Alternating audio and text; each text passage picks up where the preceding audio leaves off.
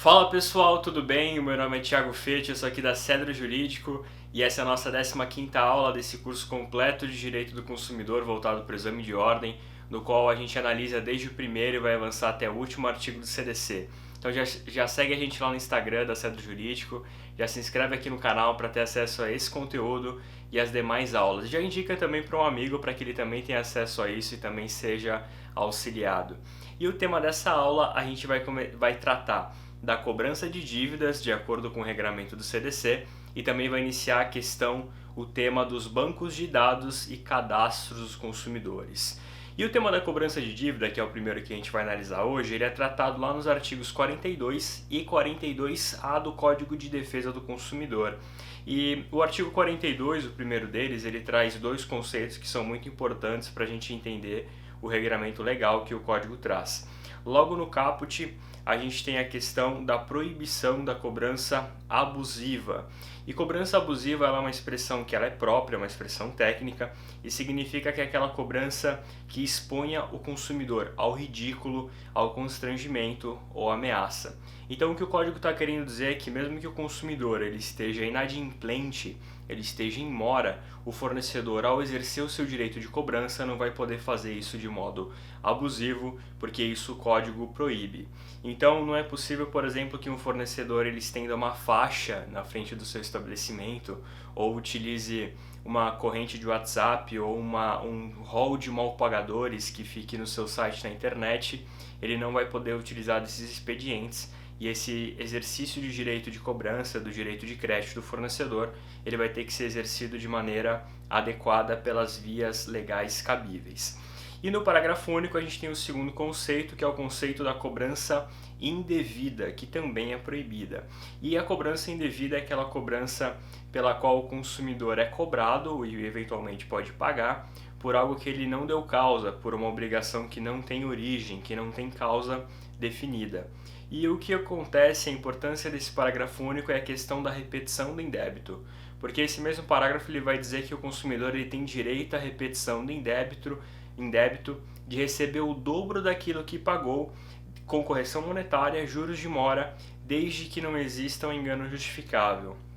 Esse direito ele é muito famoso porque é o direito de receber em dobro aquilo que se pagou indevidamente. E, embora o código não diga expressamente, a jurisprudência e a doutrina eles exigem que, além de que o consumidor tenha efetivamente desembolsado, ou seja, realmente pagado um valor indevido, exige-se também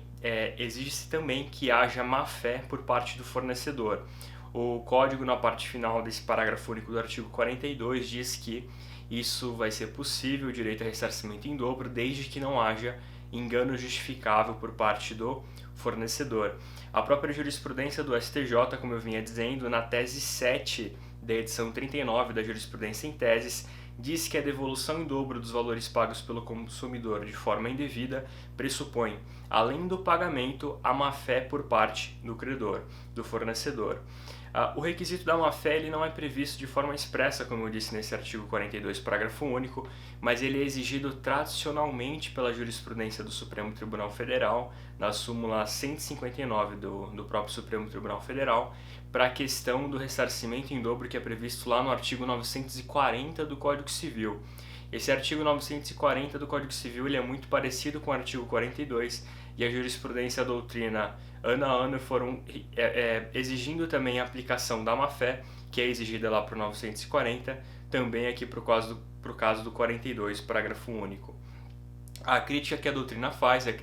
a doutrina especializada em direito do consumidor, é que o CDC ele não prevê a má-fé, e se exigir uma análise, uma prova, na verdade, de má-fé por parte do fornecedor, é transformar esse sistema de proteção do consumidor, que é baseado numa responsabilidade objetiva, numa responsabilidade subjetiva, que acaba por discutir culpa, e isso descaracteriza esse sistema de proteção do consumidor. E o engano justificável, esse último elemento que o parágrafo único do artigo 42 prevê como forma de afastar o direito à repetição do indébito, ele é propositalmente uma cláusula aberta que vai ser preenchida caso a caso pelo intérprete, pelo juiz, pelos advogados da causa e justamente permite afastar essa consequência do ressarcimento em dobro. Permite-se eventualmente até mesmo um ressarcimento para o consumidor daquele pagamento indevido, só que não em dobro porque houve engano justificável. Então a doutrina dá dois exemplos, o primeiro deles é de uma cobrança que é feita com base na lei ou numa cláusula contratual que posteriormente a cobrança é declarado nula, ou seja, no momento em que foi feita a cobrança ela tinha um respaldo numa lei ou numa cláusula que depois foi declarada nula. O consumidor nesse caso vai ter direito ao ressarcimento, só que esse ressarcimento vai ser feito de forma simples e não na forma dobrada que o parágrafo único do artigo 42 prevê. O segundo caso é o de uma concessionária de água e de esgoto, de uma prestadora de serviços públicos, que realiza uma cobrança num local onde um serviço não é prestado. Essa cobrança ela é tida pela jurisprudência da STJ também como uma hipótese de engano justificável e afasta o direito à repetição do indébito em dobro. E, claro, o ônus de provar de que existiu um engano justificável, demonstrando todas as suas circunstâncias, é sempre também do fornecedor.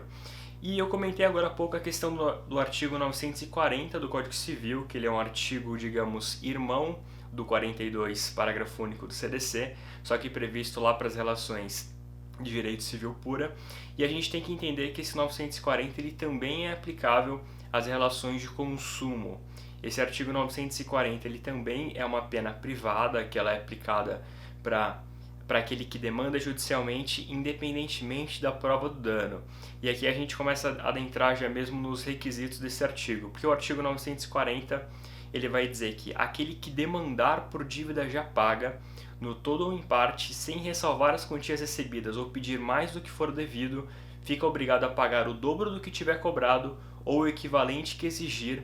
salvo se houver prescrição. Então, a diferença elementar aqui, a primeira diferença que a gente consegue perceber do 42 parágrafo único para o 940 é que o 42 parágrafo único, para dar o direito à repetição do indébito, ao ressarcimento em dobro, ele vai exigir que o consumidor ele pague por uma quantia indevida, enquanto aqui no 940 o que se tem é que a pessoa ela é demandada judicialmente, ela é cobrada numa ação judicial por uma quantia que é indevida ou que já foi paga.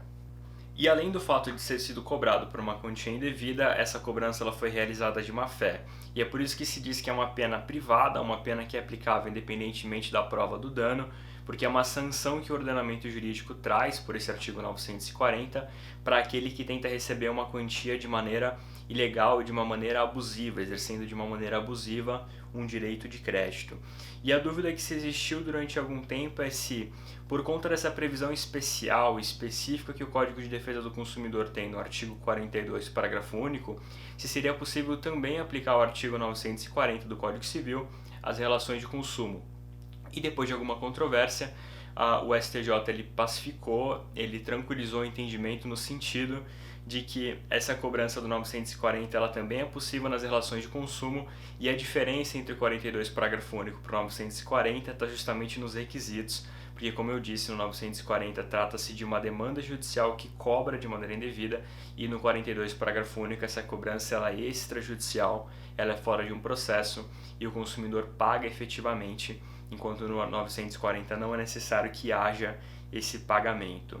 Então, superado o artigo 42, a gente passa para o seguinte, que trata das cobranças de dívida, que é o artigo 42A. E esse direito ele vai dizer que deve existir uma plena identificação daquele fornecedor que cobra uma dívida de consumo. Esse artigo ele exige que haja essa plena identificação para que o consumidor ele saiba para quem ele tem que pagar a sua obrigação de consumo, a sua dívida de consumo, e também para que ele possa exercer os seus direitos caso exista uma cobrança abusiva, lá do artigo 42 caput, aquela cobrança que ela é vexatória, que causa constrangimento, ou caso exista uma cobrança indevida, caso ele pague por algo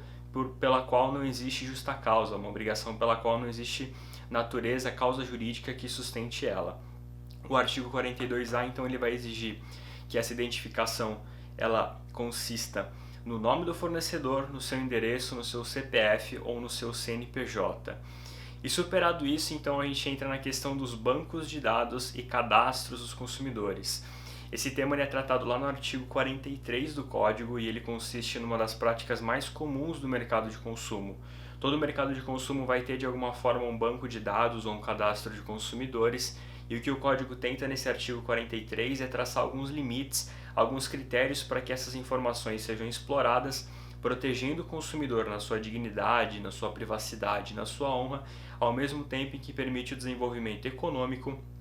e social de um país. A gente vai analisar então tanto o artigo 43 caput e vai avançar por cada um dos seus parágrafos, porque cada um deles tem alguns desdobramentos jurisprudenciais e também algumas consequências e também muitos conceitos doutrinários, muitos requisitos legais que estão previstos nesses parágrafos. E a gente já começa então diferenciando o que é um cadastro de consumidores para um banco de dados dos consumidores. A doutrina vai explicar que um cadastro de consumidor ele é formado por informações que os próprios consumidores prestam para o fornecedor. Então a gente consegue até fazer um pequeno código aqui, um mnemônico, que o cadastro de consumo ele tem informação prestada pelo consumidor. Tanto o cadastro quanto a palavra consumidor começa com a letra C, então você consegue associar uma coisa a outra. O exemplo que a doutrina dá é de uma alfaiataria, de uma loja que ela faça roupa sob medida, e aí o consumidor que presta as informações para esse estabelecimento, e esse estabelecimento armazena essas informações criando um cadastro próprio que é utilizado depois em benefício do próprio consumidor.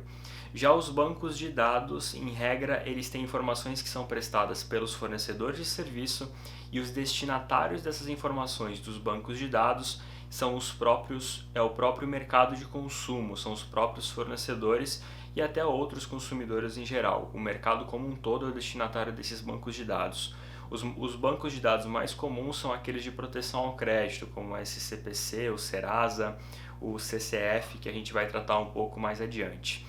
E no caput do artigo 43, a gente falou então que esse artigo é destinado a criar algumas limitações, algumas regras para o exercício dessas informações constantes, desses cadastros de informações sobre o consumo. Lá no artigo 43 caput a gente vai ter a questão do acesso a essas informações, porque o acesso a essas informações que contêm esses dados pessoais, ele tem que ser gratuito.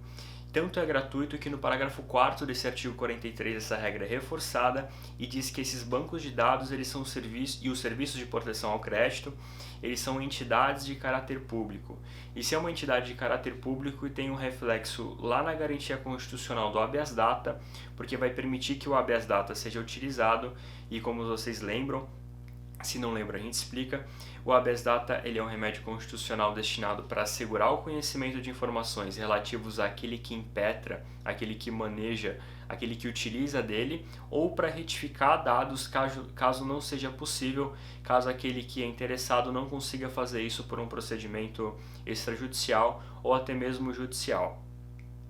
Já no parágrafo 1º desse artigo 43, a gente vai ter algumas regras sobre a qualidade das informações que os cadastros de consumo devem ter, e esse parágrafo 1º do artigo 43 vai dizer que essas informações elas devem ser objetivas, claras, verdadeiras, em linguagem de fácil compreensão, e as informações negativas elas não podem constar desse cadastro por um prazo superior a 5 anos. Inclusive, existe uma súmula que regulamenta, que trata desse parágrafo 1º, que vai dizer que a inscrição do nome do devedor ela é mantida nos serviços de proteção ao crédito, que, como eu disse, é uma espécie de bancos de dados de consumo, pelo prazo máximo de 5 anos, independentemente da prescrição da obrigação. Então, ainda que uma obrigação eventualmente prescreva, por exemplo, em 10 anos, ela vai poder permanecer nesses cadastros de negativação de proteção ao crédito pelo máximo de 5 anos, por conta desse entendimento jurisprudencial. Então esse artigo 43, parágrafo 1º, ele vai trazer alguns requisitos pelos quais que devem ser observados pelo banco de dados de consumo, pelo cadastro de consumo, para que essas informações elas tenham a qualidade que o código exige, e são requisitos para que o uso dessas informações, inclusive, não seja um uso abusivo. O descumprimento de algum desses requisitos de qualidade informacional, ele vai criar uma responsabilidade civil para o fornecedor. Então, lá nesse parágrafo 1º, a gente vai ter que as informações elas devem ser objetivas. E uma informação objetiva é uma informação que ela não é carregada de um juízo de valor. Isso proíbe que expressões como consumidor mal pagador, consumidor inconveniente ou consumidor chato, qualquer coisa do tipo, é proibida, porque a informação ela tem que ser sempre objetiva e relativa, por exemplo, ao inadimplemento de uma obrigação, mencionando o número do contrato, a data de contratação, o vencimento e o seu valor.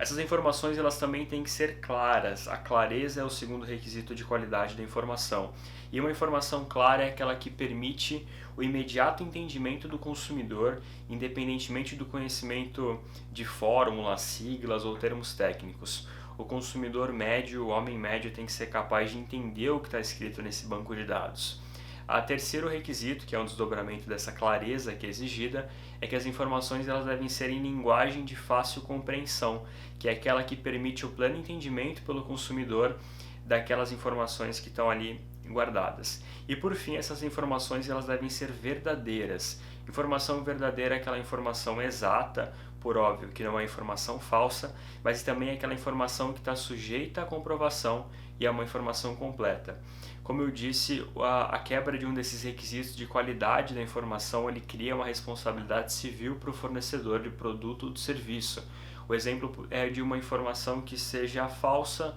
ou incompleta. Caso lá num cadastro, por exemplo, num banco de dados de proteção ao crédito, exista uma informação relativa a uma obrigação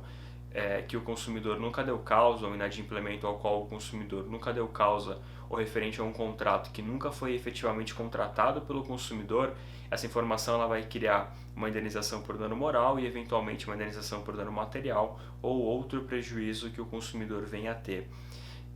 Essa questão da clareza, da objetividade, do livre acesso de informação é tão prezado pelo código, é tão visado pelo código, que o parágrafo 6º foi acrescentado. Um parágrafo 6º foi acrescentado em 2015 ao artigo 43 pelo Estatuto da Pessoa com Deficiência para dizer que todas essas informações, além delas deverem ser claras, objetivas, de linguagem de simples compreensão e com bastante clareza, elas devem ter formato acessível para as pessoas com deficiência, para que essas pessoas também, independentemente da deficiência que elas tenham, consigam ter acesso e a plena compreensão dessa informação, até mesmo para o exercício dos seus direitos, caso haja alguma violação nesse sentido. O parágrafo 2º desse artigo 43 ele vai tratar da abertura desses cadastros, porque em algum momento esses cadastros eles são abertos. E fala que a abertura desses cadastros ela deve ser comunicada por escrito para o consumidor, quando não for o próprio consumidor que realizar o pedido de abertura, como naquele exemplo que a gente deu de uma loja que prepara roupa, que tem as medidas do consumidor gravadas por pedido do próprio consumidor. Mas como eu disse, essa abertura de cadastro, que no maior das vezes, no mais das vezes, sem conhecimento, é contra a vontade até mesmo do consumidor, deve ser comunicada para o consumidor. O código acaba não dizendo quem tem que comunicar, se é o fornecedor ou se é o próprio órgão que mantém esse cadastro. E a resposta está lá na súmula 359 do STJ, que vai dizer que cabe ao órgão mantenedor do cadastro a notificação antes de realizar a inscrição em si. Então, se você tem alguma prática ou se você não tem, saiba que, por exemplo, nos bancos de dados de proteção ao crédito é muito comum que o consumidor receba uma carta do SPC ou do Serasa dizendo que o nome dele vai ser negativado, vai ser inscrito nesses cadastros de proteção num determinado prazo, um prazo que em regra é de 10 dias, referente a uma dívida relativa a um determinado contrato de um determinado fornecedor que teve uma data de vencimento e tem um determinado valor. O consumidor ele é comunicado previamente e depois existe a inscrição em si. E o STJ também diz em outra súmula, a súmula 404, que essa comunicação ao consumidor ela dispensa o aviso de recebimento. O aviso de recebimento não é requisito para que haja essa comunicação ao consumidor. Então é muito comum, como eu disse na prática, que você veja cartas simples que contenham essa informação, cartas inclusive padronizadas. Uma última observação em relação a isso é que essa inscrição nos cadastros de proteção ao crédito, por exemplo, ou nos bancos de dados, nos cadastros de consumo em geral, que se dispensa a notificação prévia caso a informação que vai ser registrada nesse banco de dados seja uma informação de caráter público ou que esteja disponível ao público. Então a doutrina de jurisprudência dá dois exemplos. O exemplo daquela informação que está registrada num cartório de protesto de notas e títulos. Essa informação pode ser levada a um banco de dados de consumo, independentemente da prévia notificação para o consumidor, ou aquela informação que conste de um cartório de distribuição judicial, de uma ação judicial que esteja em curso contra aquele determinado consumidor. Essas informações, além delas poderem ser inscritas no cadastro de consumo, do banco de dados de consumo, elas vão dispensar a notificação prévia do consumidor, porque elas estão acessíveis ao público ou são de caráter público.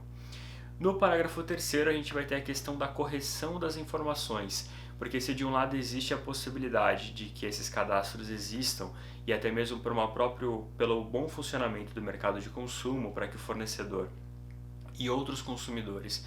tenham acesso às informações, é verdade que essas informações eventualmente podem estar lá, mas de maneira errada, de uma maneira inadequada. E aí o código garante, pelo parágrafo 3º do artigo 43, que o consumidor tem o direito de fazer a correção, a retificação desses dados. Então o código vai dizer que toda vez que o consumidor encontrar inexatidão nessas informações, ele vai ter o direito de exigir a sua imediata correção, para que no prazo de 5 dias úteis, esse arquivista, esse órgão mantenedor, comunique a alteração desses dados para aqueles destinatários das informações incorretas. Então o que o código está dizendo aqui é que a partir do momento que o consumidor encontra um problema, um erro nesse cadastro, ele vai ter o direito de exigir de imediato a sua correção, e aí o órgão mantenedor dessa informação, como a SPC ou Serasa, ele vai ter um prazo de até 5 dias úteis para comunicar ao interessado, por exemplo, um fornecedor de produto ou de serviço, aqui no nosso exemplo, sobre a alteração que foi realizada.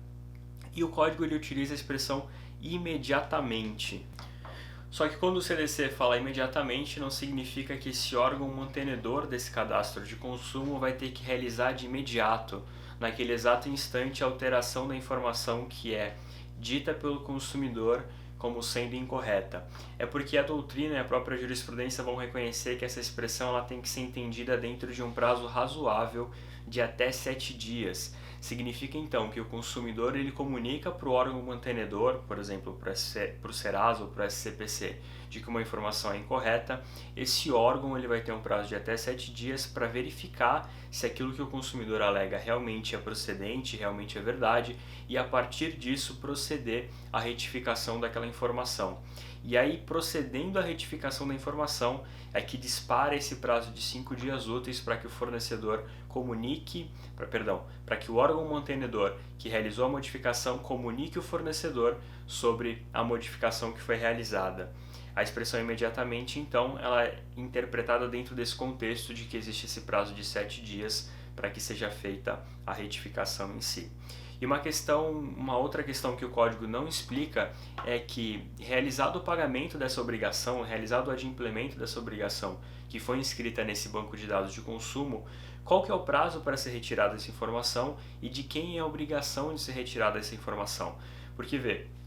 foi o consumidor que deixou de cumprir uma obrigação e aí essa obrigação foi anotada pelo fornecedor de serviço no cadastro de consumo. Por outro lado, normalmente essa informação ela só vai para o cadastro de consumo por um ato do próprio fornecedor que leva essa informação até lá para dificultar o acesso ao crédito por parte do consumidor perante outros fornecedores, para que o mercado de consumo tenha conhecimento de que aquele consumidor é um mau pagador. E aí o STJ, analisando essa questão, respondeu, por meio da súmula 548, que é o próprio credor, que é o próprio fornecedor que vai ter que fazer a exclusão do registro da dívida e vai ter que fazer essa exclusão no prazo de 5 dias úteis a partir do cumprimento integral, do pagamento integral desse débito. Esse prazo de 5 dias úteis, como eu disse, ele não está expressamente no código, mas é uma aplicação analógica que o STJ fez para o prazo com base no prazo do artigo 43, parágrafo 3º, que a gente estava tratando exatamente agora. E uma outra questão que o código traz nesse artigo 43 é a questão do limite temporal desses registros desabonadores em prejuízo do consumidor, esses registros negativos sobre o consumidor. O código vai dizer, como eu já antecipei um pouco antes aqui na aula, que esses dados eles podem permanecer em prejuízo do consumidor, contra o consumidor, por um prazo máximo de até 5 anos, independentemente da prescrição dessa obrigação. Significa que se uma obrigação de consumo ela prescrever, por exemplo, em 10 anos, e se você não lembra muito bem como é a questão da prescrição da decadência nas relações de consumo, volta para as aulas em que a gente tratou disso. Se uma obrigação então ela prescrever, por exemplo, em 10 anos, a inscrição em prejuízo do consumidor ela vai poder existir pelo máximo de 5 anos, ainda que o fornecedor tenha, no nosso exemplo, mais 5 anos para propor uma ação de cobrança e buscar o seu crédito, exercer o seu direito de crédito. Só que, por outro lado, se essa informação pode ficar pelo prazo máximo de 5 anos, o código também fala que se consumada a prescrição, e leia-se consumada também a decadência, caso esses institutos que fulminam a ação ou o próprio direito vierem a acontecer, vierem a se consumar, o cadastro ele tem que ser excluído de imediato e não poderão ser mais prestadas informações sobre e desabonadoras do consumidor que prejudiquem o novo acesso ao crédito para ele. As duas últimas questões que a gente vai analisar sobre esse artigo 43, elas são duas questões que estão em duas súmulas do STJ e que também são de suma importância, nas súmulas 385 e na súmula 572. A primeira delas vai dizer que da anotação irregular não cabe indenização por dano moral quando pré-existir uma legítima inscrição, ressalvado sempre o direito ao cancelamento. O que essa súmula está dizendo é que o consumidor ele vai ter direito a cancelar uma segunda inscrição que é indevida, mas ele não vai ter direito à indenização por dano moral quando pré-existir uma legítima inscrição. Significa que o consumidor ele não tem direito ao dano moral porque nesse caso a honra dele, os direitos de personalidade, o próprio conceito que ele tem no mercado de consumo não foi abalado porque anteriormente existia uma inscrição legítima que impede agora o consumidor de exigir indenização por dano moral porque a segunda a posterior ela é ilegítima, mas ainda assim ele vai ter o direito ao cancelamento dessa segunda inscrição legítima. E a segunda súmula, a súmula 572, vai tratar de uma questão do CCF, que é o cadastro de emitente de cheque sem fundo. Esse cadastro CCF ele é gerado pelo Banco do Brasil, mas ele contém informações de todos os demais bancos. E como o próprio nome diz, é um banco de dados de proteção ao crédito, que ele é destinado a registrar consumidores que emitem cheques, mas não pagam esses cheques porque esses cheques são emitidos sem fundos. E o que a súmula está dizendo é que por isso ser um banco de dados de consumo, o código exige que haja uma prévia notificação do consumidor antes de que o cadastro, antes de que a informação seja registrada, seja inscrita. E o que a súmula está dizendo é que o responsável por essa notificação não é o Banco do Brasil, embora seja o Banco do Brasil o órgão que gere o CCF. O que a resolução 1682 do Bacen vai dizer é que o responsável por essa notificação é o próprio banco sacado, que é aquele banco que deveria pagar o cheque, mas não conseguiu pagar o cheque porque o consumidor emitiu um cheque sem fundo, um consumidor inadimplente emitiu esse cheque sem fundo. E essa notificação ela tem que acontecer em até 15 dias contados do não pagamento dessa cártula de cheque. Além disso, o CCF ele não é um banco de dados de caráter público. Embora suas informações elas sejam acessadas, por exemplo, em pesquisas realizadas junto ao SPC, ao SCPC ou ao Serasa, não é um banco de dados de caráter público que vai impedir, por exemplo, o uso do habeas data, que é aquele remédio constitucional que a gente já tratou nessa aula. Isso porque essas consultas elas são realizadas no mais das vezes de modo interno pelas próprias instituições financeiras e a finalidade maior delas é a proteção do crédito e a preservação à solidez do próprio sistema financeiro nacional. Então, entendidas essas duas últimas questões jurisprudenciais sobre o artigo 43, a gente passa enfim para o artigo 44, que vai ser o último artigo analisado nessa aula, e esse artigo está prevendo um cadastro de consumo, só que dessa vez é um cadastro de consumo formulado pelos consumidores por reclamações fundadas, ou seja, reclamações justificadas, contra os fornecedores que não respeitam os direitos do consumidor. Esse artigo 44 ele vai dizer que essas informações elas devem ser publicadas anualmente para que se tornem de conhecimento público, mas o fato do código exigir que essa publicação seja anual não impede que essa publicação ocorra em menor tempo. E além de ser anual, o acesso a essas informações deve ser facilitado para qualquer interessado. E a última questão que a doutrina aponta aqui é que essa reclamação fundamentada, o conceito e a interpretação que se deve dar para isso, é aquela reclamação que é baseada em fatos verossímeis, ou seja, fatos que aparentam ser verdadeiros. A verdade pura é impossível de ser aferida de antemão, mas fatos que pareçam verdadeiros podem ser registrados nesses cadastros que são formados em benefício do consumidor e contra fornecedores que descumprem os direitos do consumidor. Muito obrigado por assistirem até aqui, já deixem um like no vídeo, recomendem e compartilhem por WhatsApp esse conteúdo, também sigam a gente lá na Cedro Jurídico se vocês ainda não seguem. Muito obrigado e na próxima aula a gente vai tratar do cadastro positivo, encerrando essa questão dos cadastros de consumo e vai começar a tratar do tema também da proteção contratual. É isso aí, valeu!